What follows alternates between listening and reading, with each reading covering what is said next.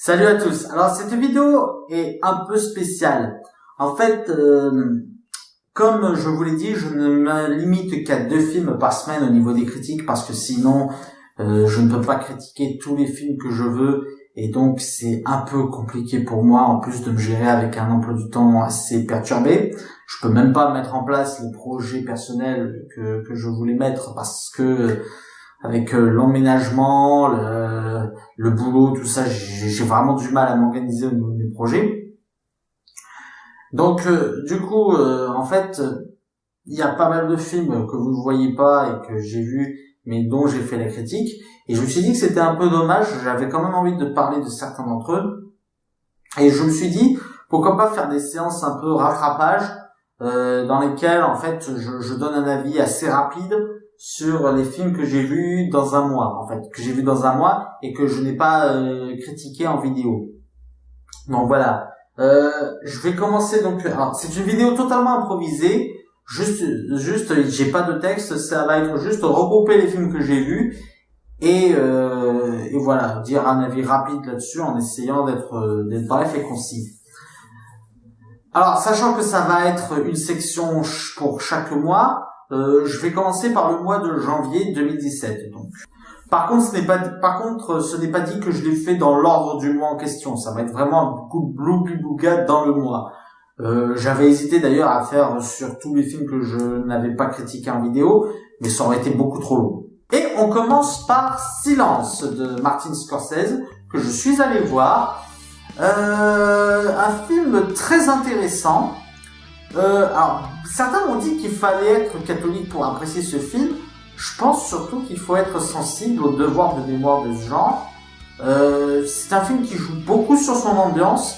La tension n'est pas palpable tout de suite, mais c'est parce qu'en fait, il faut se dire que l'environnement dans lequel évolue le personnage est dangereux, que l'environnement dans lequel il évolue, il peut se faire tuer à tout moment. Ce qui est le cas, puisqu'il est au Japon au moment où les chrétiens se font persécuter.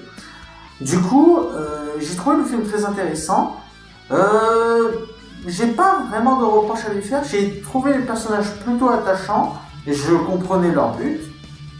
Peut-être un film un peu trop lent pour ce qu'il veut présenter, mais bon, c'est un peu comme Des hommes et des dieux. Ça, c'est un film qui est fait pour être lent, pour t'aider à apprécier l'ambiance et à apprécier la tension qui en dégage. Ah, et au passage, pour ce qui est de l'histoire de Silence, en fait, c'est 2 prêtres qui sont envoyés au Japon pour retrouver un prêtre qui a renié la foi chrétienne, qui était leur mentor, et dans lequel ils vont découvrir un Japon qui persécute les chrétiens.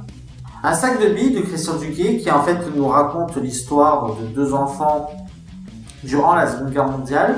Un film qui se base sur de véritables témoignages puisque les 2 personnes dont il relate l'aventure sont encore en vie à l'heure actuelle et qu'on les voit à la fin du film. Un film que j'ai trouvé, ça m'a fait beaucoup penser à un film de Gérard Jugnot, je ne sais plus le nom, qui parle aussi de la Seconde Guerre mondiale. C'est la Seconde Guerre mondiale racontée de manière à la fois innocente mais aussi très dure, quoi. Je trouve que c'est un film qui fait bien son devoir, qui retranscrit bien le contexte de l'époque, qui a une véritable montée de tension, surtout que les acteurs sont tous impeccables dans ce film, même Kev Adams. Kev Adams est impeccable dans ce film.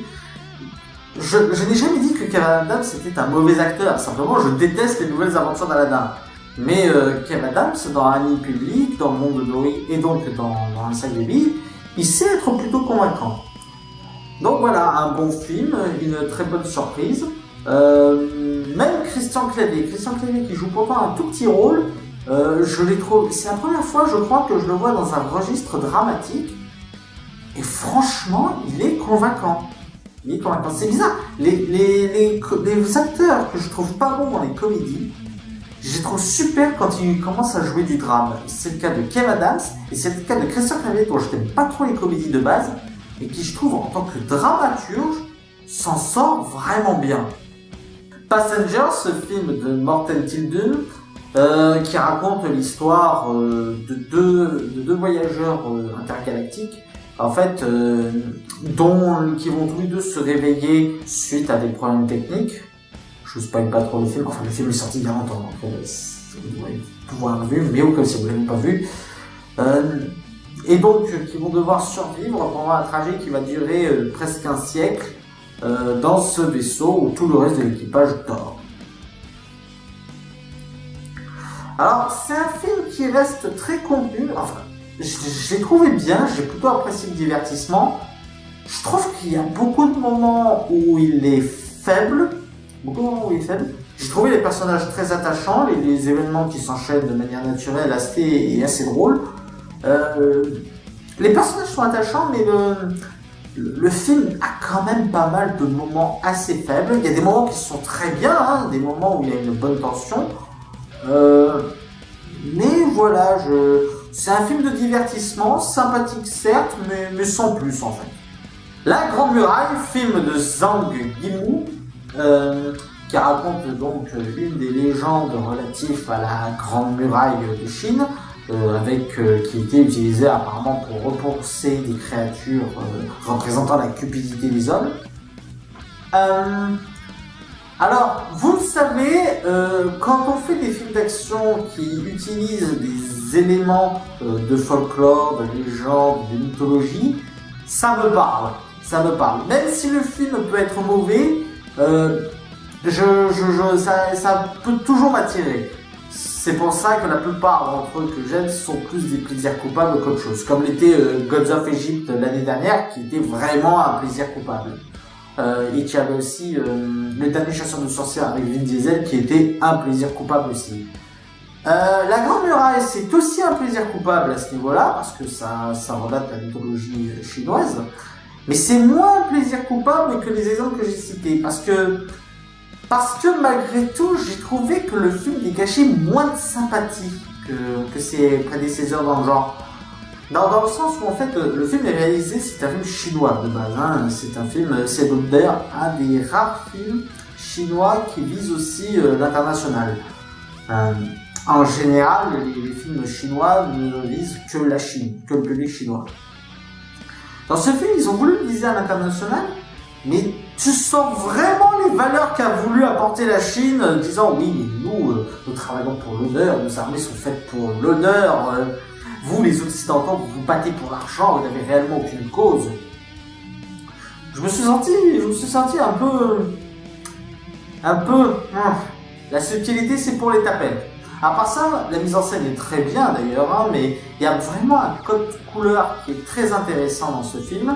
Les scènes d'action sont superbes, la mythologie chinoise racontée est très intéressante. Mais voilà, il y a ces petites piques envers les autres cultures où tu te dis, ouais, ok, tu veux faire la promotion de ton propre pays, quoi.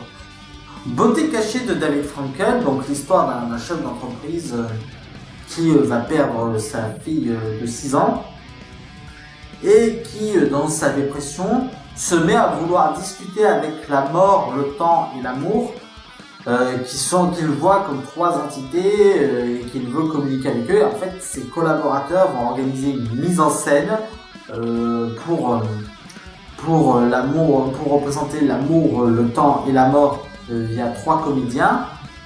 Et en fait, on se rend compte au fur et à mesure du film que ces collaborateurs ont eux-mêmes un problème chacun avec l'amour, la mort et le temps. Alors, le film, l'histoire est assez émotionnellement forte. Simplement, j'ai l'impression qu'elle s'est encombrée de symbolisme inutile. Il s'est encombré de symbolisme inutile et surtout de retournements scénaristiques inutiles. Parce qu'au final, tu sais pas si les événements qui arrivent sont réels, tu sais pas qui est vraiment qui, t'as quand même du mal. Il y a quelque chose qui ne vont pas dans l'intrigue, il y a quelque chose qui ne va pas, parce que le film se veut avant tout poétique, et il est, hein, les émotions qu'il veut travailler sont très bons, mais j'ai cette gêne par rapport à cette mise en scène, à cette intrigue qui pour moi a beaucoup de failles. Tous en scène, un film réalisé par Garth Jennings, qui raconte l'histoire d'un koala, qui est directeur d'un théâtre opéra, et qui est en ce moment en faillite, et qui va organiser un concours de chant pour remettre à flot son théâtre et son cinéma. Et le film va se focaliser non seulement sur le koala, mais en plus sur les chanteurs qu'il va recruter pour son concours. Alors, c'est pas possible de ne pas voir la forte mode qu'a inspiré Zootopie, qui est compréhensible. Zootopie est un excellent film, mais c'est impossible de ne pas voir ça, les gars. Ça se voit que vous avez voulu profiter de ce succès. Mais bon, c'est pas si grave. Au final, le film est très sympa. Le film est assez sympathique. Les chansons, c'est pas du tout mon domaine, mais bon, c'est accrocheur. J'ai pas spécialement d'énervement vis-à-vis de ça. J'ai un peu de regret vis-à-vis de certains personnages qu'on veut me faire attacher, mais qu'au final, j'arrive pas à adhérer. Le film est beaucoup moins adulte qu'un Disney, ça se sent réellement. J'ai un peu de mal avec l'univers qu'il établit dans ce film. C'est-à-dire que dans l'univers qu'il établit dans ce film, c'est un peu le même univers que Zootopie, c'est-à-dire qu'il y a des choses adaptées pour certains animaux, mais sans le côté profond de Zootopie. C'est-à-dire que là, on se concentre que sur la chanson, sur les animaux chanteurs et tout, c'est un peu un The Voice avec des animaux, mais tu ne sens pas toute la profondeur qu'avait mis Zootopie dans ce univers. On sent que l'univers de ce film n'est pas très bon, que cette histoire d'animaux c'est juste un prétexte. Il y a vraiment un effort minimal fourni par l'univers et la profondeur du film. Ça reste malgré tout un sympathique divertissement, mais voilà, dont on regrette que le travail n'ait pas été aussi pointilleux que dans un Zootopie. Voilà, donc ça c'était pour les rattrapages de janvier. Je vais essayer de faire les rattrapages de février très vite. En attendant, je vous retrouve pour les prochaines critiques. Ciao!